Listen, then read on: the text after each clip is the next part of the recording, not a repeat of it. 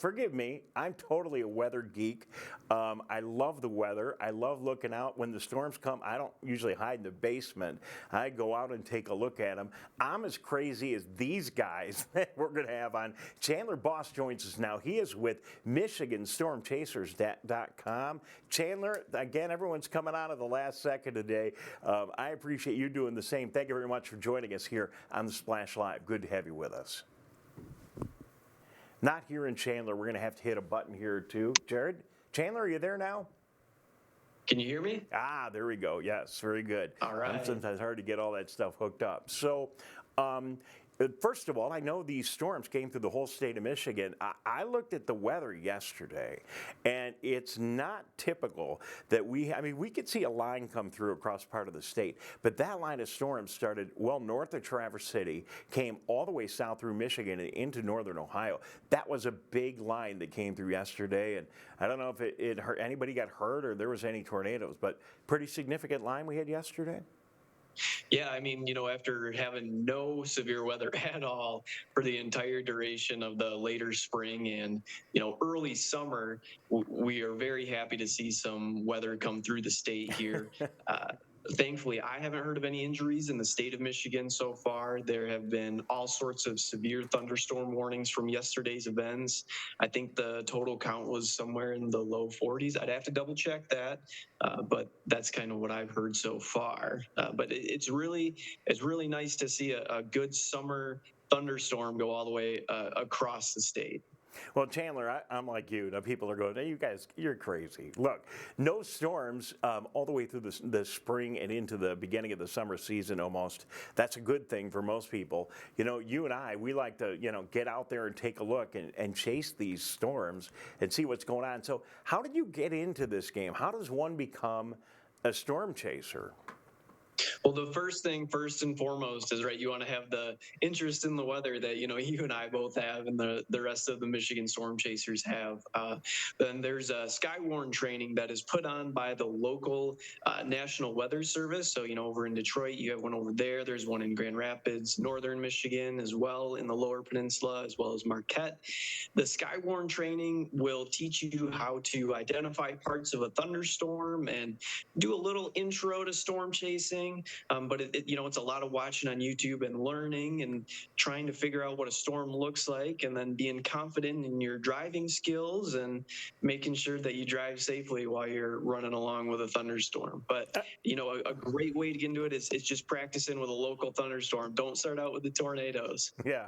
Well, and you guys have taken it to a new level. So I'm an amateur radio operator, and I grew up with a lot of amateur radio operators, and a lot of people in the ham radio community go out and get the Skywarn training, and then, they activate when a storm comes through. And the idea is you're supposed to, get outside, take your little radio, and then communicate with people with what you see to warn people in case there is a line of storms that is dangerous. You can only see so much on the radar, and the radar is getting better. But this era of storm chasers that you have popped up in, that's a totally different ballgame. We're not guys standing here hiding out, in our backyard looking a little bit. You guys actively get in your car and try to chase these storms down so you're just at the right spot, because you're trying to help people, let them know where they're coming, but don't you also want to get that really dramatic video? Isn't that part of the reward for a storm chaser?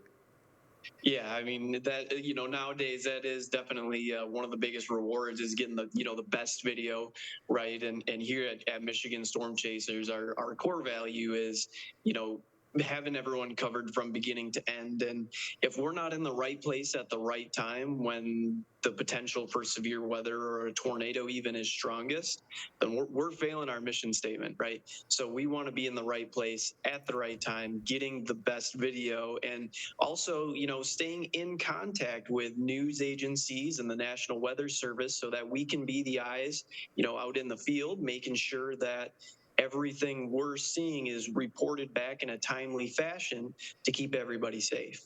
Chandler Bos, Michigan Storm Chasers, MichiganStormChasers.com. So excited, couldn't even spit it out.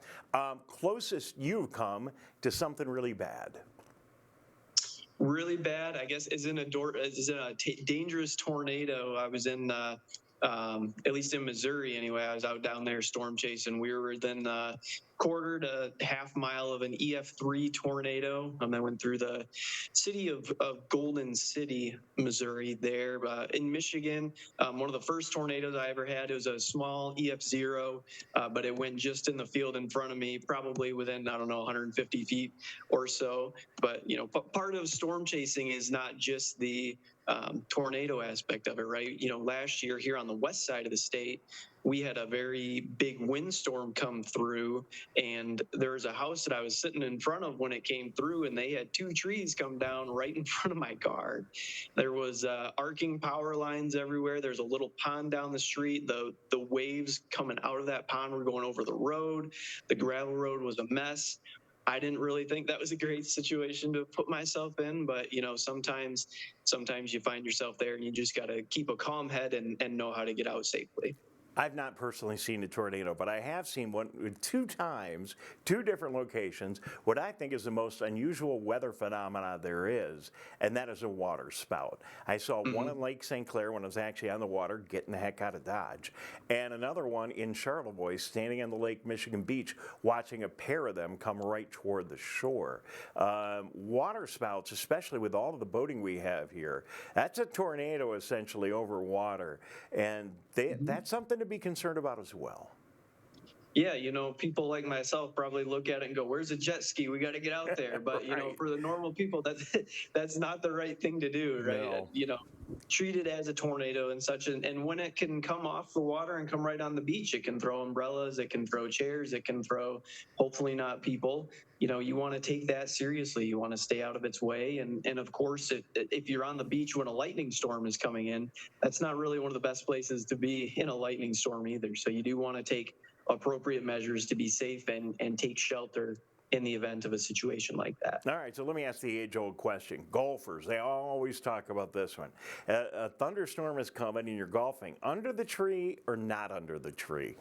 Not under the tree. Run for the clubhouse, or well, I should say, get in the cart and go to the clubhouse. Because what can happen when lightning strikes a tree? You know, it's not just about hitting the tree and having the tree fall on you, right? What'll actually happen is it'll go down into the ground and into the roots. So if you're standing underneath that tree, it goes in the ground. You'll still get electrocuted, but it'll be from the ground up instead of just kind of getting hit with it from the tree. And either way, it can be fatal, and that's not what we want to happen to anybody. No, and that's the way lightning works too. It doesn't come down; it actually goes up. Isn't that correct? It can, yeah. Yep. So we got to go, but just tell me why, if you would, why Michigan Storm Chasers, why we need Storm Chasers right here in Michigan, and just anything you want to talk about your organization and let people know about it. Yeah, so like we said, we want to have people covered beginning to end, and we want to be the eyes on the ground, so to speak, out in the community, right? We want to be able to help bring disaster relief if necessary out there.